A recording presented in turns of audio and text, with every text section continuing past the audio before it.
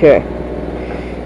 What you're seeing is what it looks like to view through my auto-darkening helmet for welding. See, there's the welding torch right there, piece of metal, welder generator. I'm going to show you what happens when I strike an arc.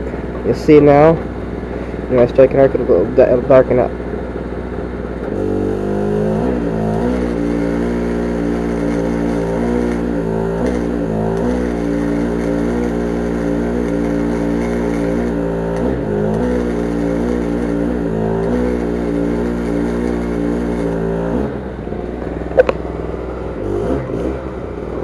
There you go.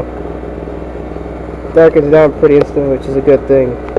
Nice, I can see it.